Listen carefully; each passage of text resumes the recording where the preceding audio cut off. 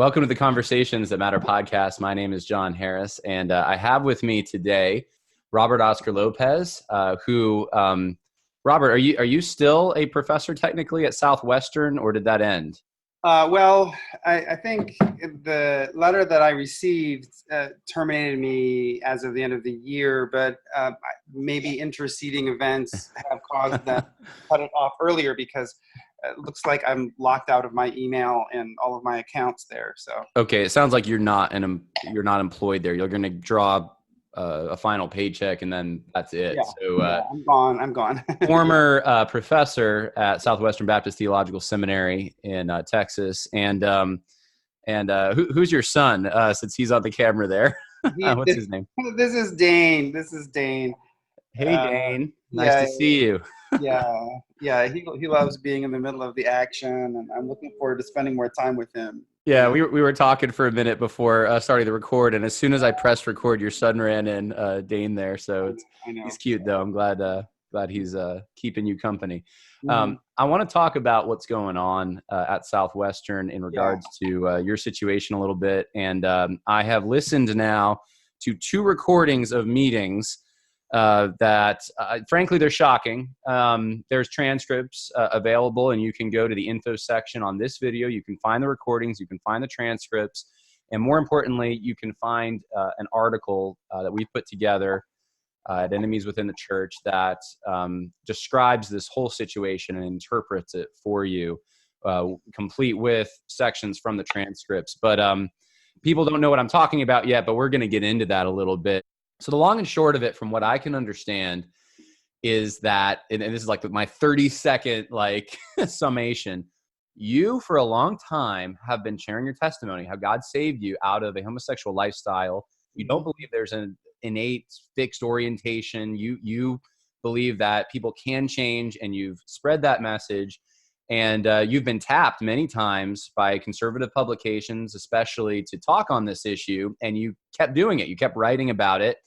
And Southwestern, after the new administration took over, said, we can't have this. Please, stop. You need to get approval. You tried to work with them, and I heard that very clearly in the meetings. And you eventually came to the conviction, I cannot be barred from sharing my testimony and what Christ has done in my life. And this is an important issue. And you were told that you are a bad guy at the ERLC, and that's a problem. You can't be saying the things that you're saying at Southwestern while supposedly, I guess, representing them as a school. If you're running into conflict with the ERLC on your positions here through the articles you've written on homosexuality, you've been told to stop making comments on Facebook, I guess, or there were troubling comments that you were called into the office for, which I'd like to hear what those were. It sounds like they tried to censor you, and then when they figured they couldn't, they fired you. And it seems that simple. And the statement that was put out by Stinson, I think his name is, at Southwestern about this does not add up. It seems, honestly, and I hate to say this about someone who's a professing believer, but it's a lie. It is an outright lie. When I look at these transcripts and I hear these recordings and I see these emails, what they're saying about you is absolutely untrue, and it is provable. And you can go to the links in this info section to show that. So, Robert, I'm a little upset about this, and you seem like you're in a better spirit than me, and I don't know why that is. Maybe you're tired and you're done with it. But I'd like to hear from you. What's going on? Is my assessment accurate? Well, there's a part of me that just wants to be very careful. So I think you are right. But I would say that they couched everything very carefully so that they tried to give themselves wiggle room. So it didn't look like they were really censoring me.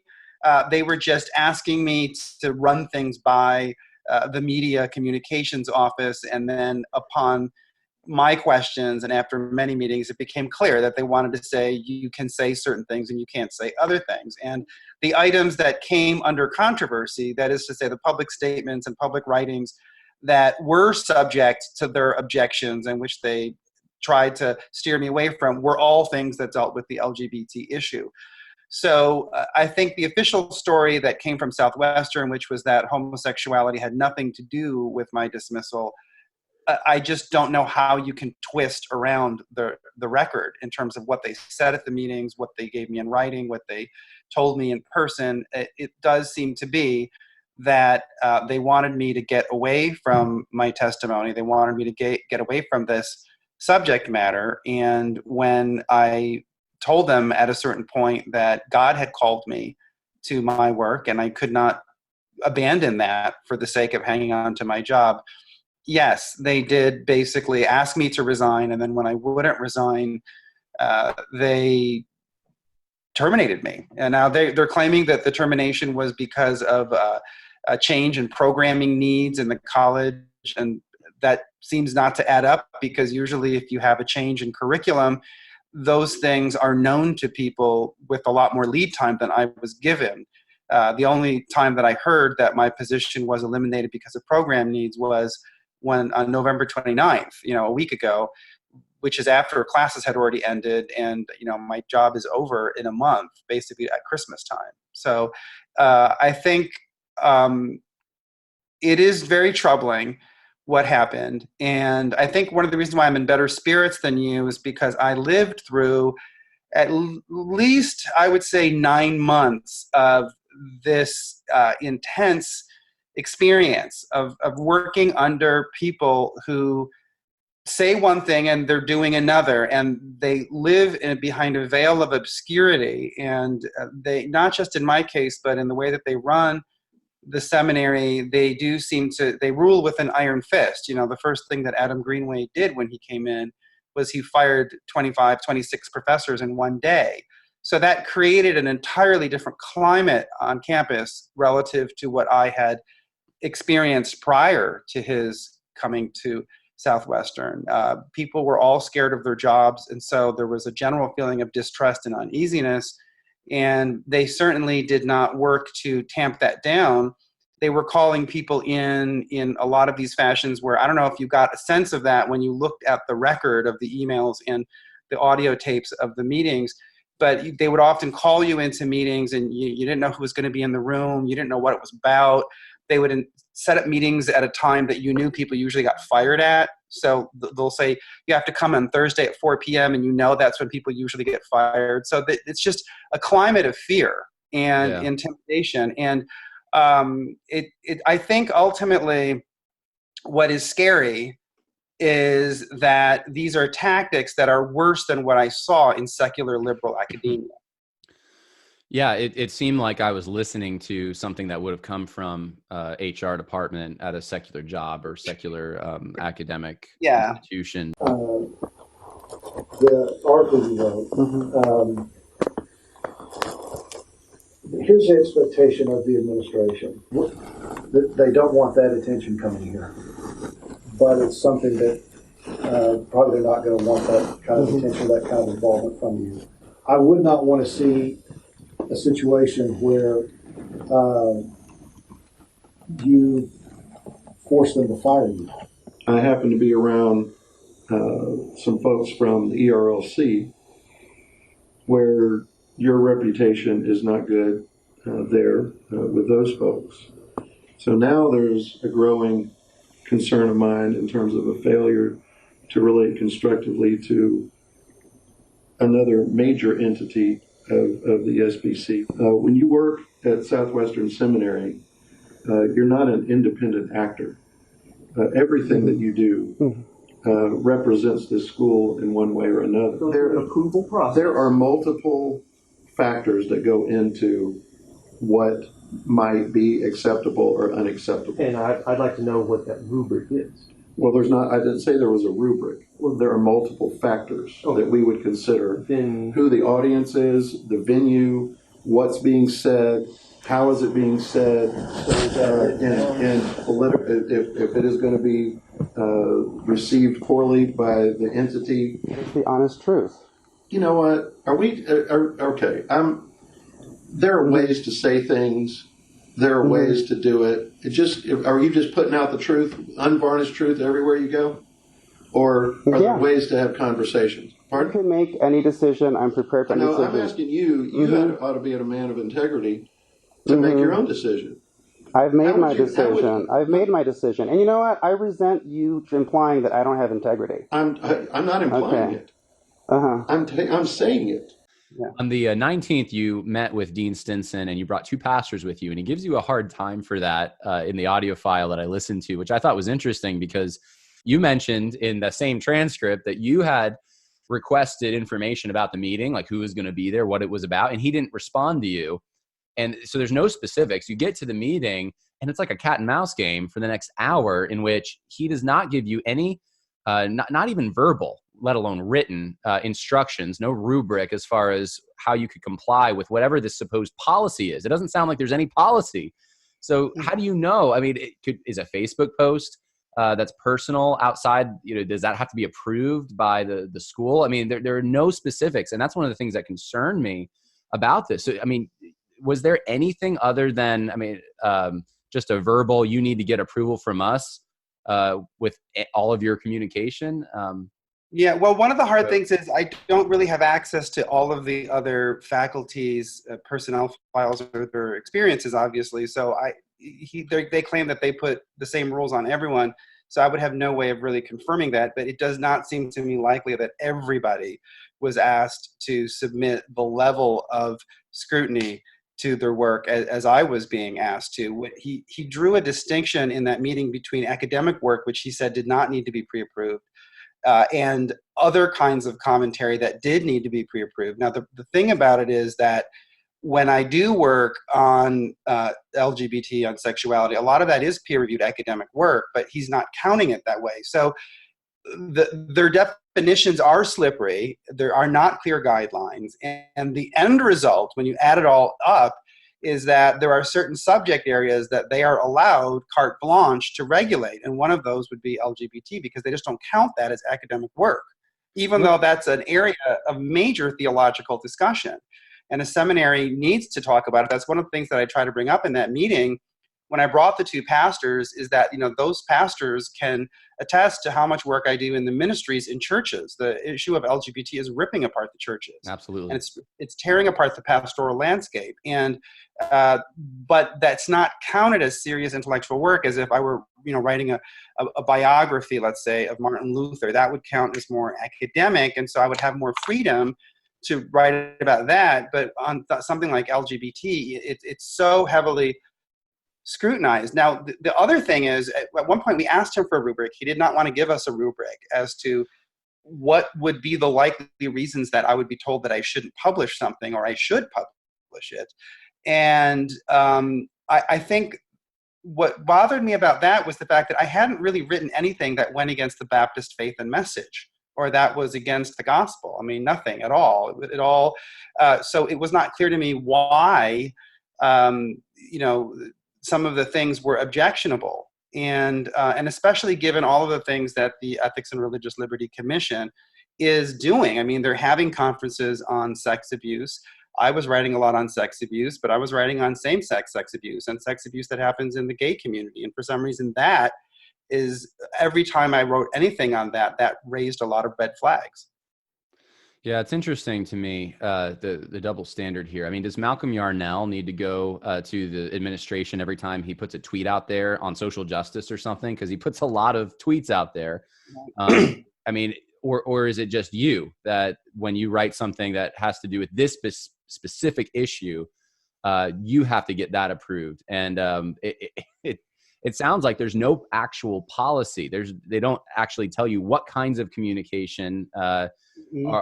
What mediums, and then as far as the content, they don't really give you any instructions other than you just need to abide by our moving standard that we don't define. I mean, that's frustrating. And what would happen is they would be building up a track record of you being a problem employee, because they would give you one rule and then they would call you in as if you violated the rule that they had given you, but that wasn't the rule that they gave you. So the perfect example is when I met with them in June, I met with the provost in June. What they said was that we had to pass all of our media requests to Colby Adams because of the Paige Patterson lawsuit that was underway on the seminary. Now, from what I understood, nothing that I did had anything to do with the Paige Patterson lawsuit. But they said, well, it doesn't matter. You still have to submit any media requests. That means if somebody contacts you and says, I'm a reporter and I want to interview you. That's what I understand media requests as. Right. So I tried to go along with that. They took objection because at one point somebody contacted me from the Christian Union, and I answered the reporter and I copied Colby Adams so that the reporter and the chief of staff at Southwestern saw each other's names on it. They said that was inappropriate because that puts too much pressure on the chief of staff. So they said, instead, you should do it in separate emails. I was like, okay, whatever, I'll do that. But then the next thing that happened was I submitted an essay to be published at American Thinker. And so I sent that to the editor at American Thinker. I waited for him to get back. And then in a separate email, I emailed the chief of staff, and they said that that was wrong because I needed to then submit that essay, that idea, to the chief of staff before I sent it to an editor. And that's the point where I said, nowhere at any point did you tell me that everything that I said, including my testimony, was subject to their prior approval. Yeah. I mean, that was just standard. That was so expansive. And I think the reason why there was no written standard is because I don't think that most institutions of higher learning would want to be caught with that as a written policy. It would probably run them afoul of accreditation guidelines. That's what it sounds like to me. And I mean, I've been through in many academic institutions, and I don't recall ever hearing anything remotely close to this kind of policy, which is really a non-policy where you have to get everything approved. I mean, professors typically do interviews and have their own blogs that get sometimes populated on other websites. And you're in a unique case, in my experience, at least. And I know you've been around the block a little bit. Have you ever had trouble like this before? Well, at Cal State Northridge, there were gestures or innuendos, but generally no. I mean, you couldn't have, you would never be called in by the provost or by a dean at Cal State Northridge and told that you have to have your commentary pre-screened by an administrator. I would have never seen that. This is the first place where that was even suggested, let alone enforced. You know, and that's the thing, is that this was enforced. I mean, I was called in for meeting after meeting, and then, you know, finally there was one meeting where I just said, like, I can't agree to meet with you because you haven't addressed any of the problems I've raised with the prior meetings about nothing being in writing. None of this has to do with my job description of teaching, research, or service. It has nothing to do with his responsibilities as a provost. His demeanor very often was aggressive and threatening and, you know, insulting. Yeah, and so and then at that point, then they get you for not being willing to come into a meeting after I had already gone to 7 meetings. So it's really a runaround game. I don't know. I can't know what their motives are, but it seems to me that the most plausible explanation is that they were looking for a reason to run certain people off, and I was on the top of that list. He brought up the Ethics and Religious Liberty Commission, so it looks like that was on his mind.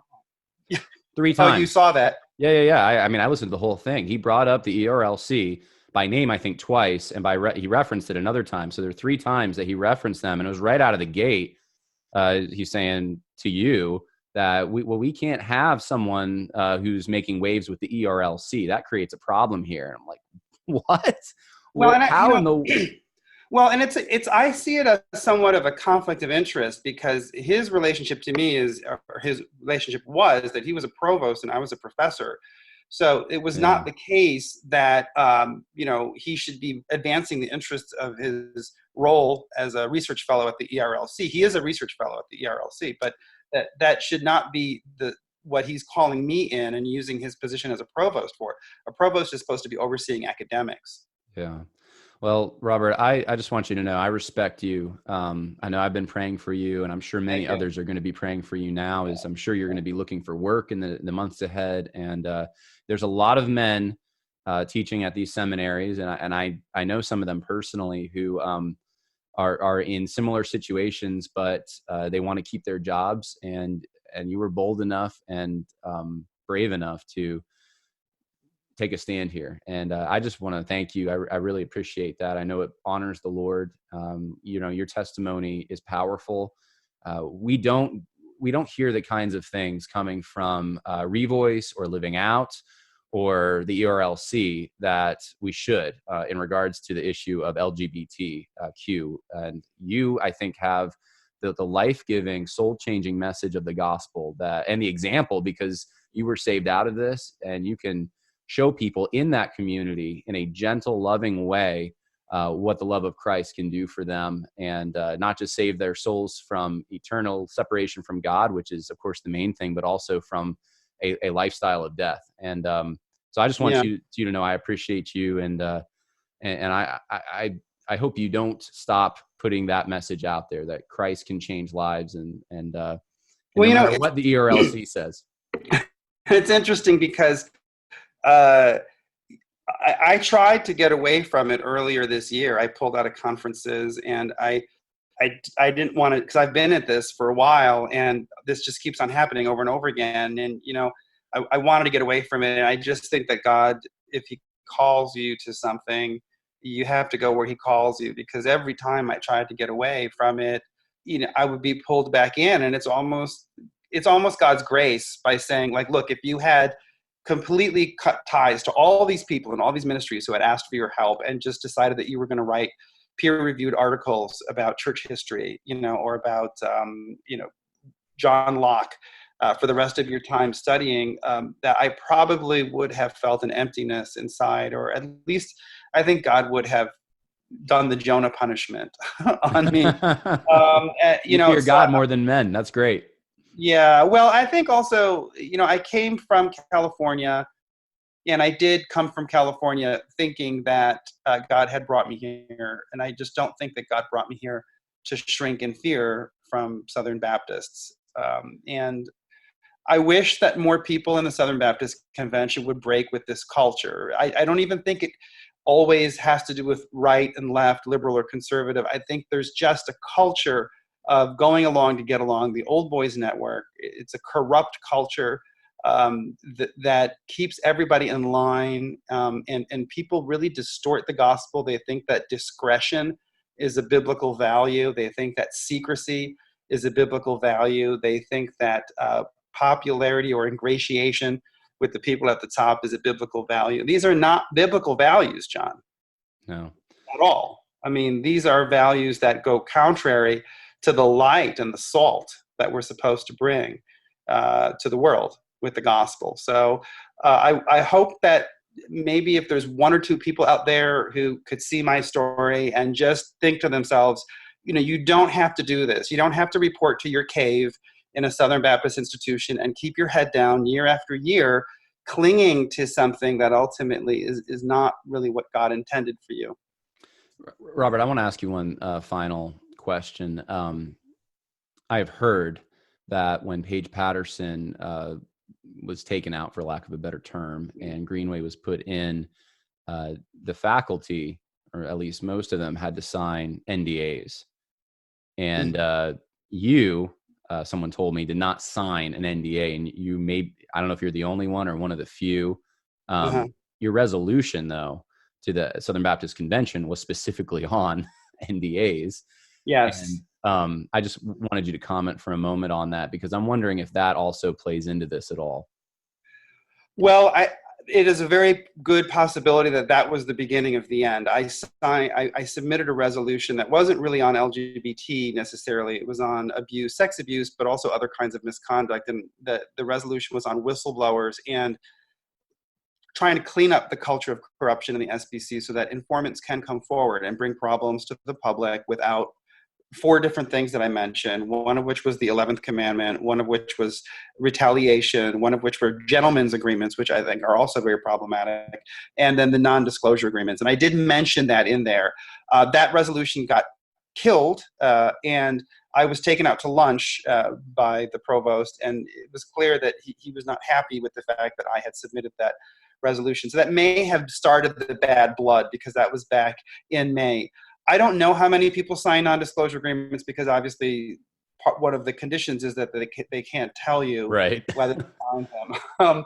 I did not sign one, and I obviously paid a huge price, because I am being cut off with no pay, on virtually no notice, whatsoever. But I do feel that God gave me that freedom. So it would be a waste for me to stay quiet about things, given the fact that I didn't sign one of those.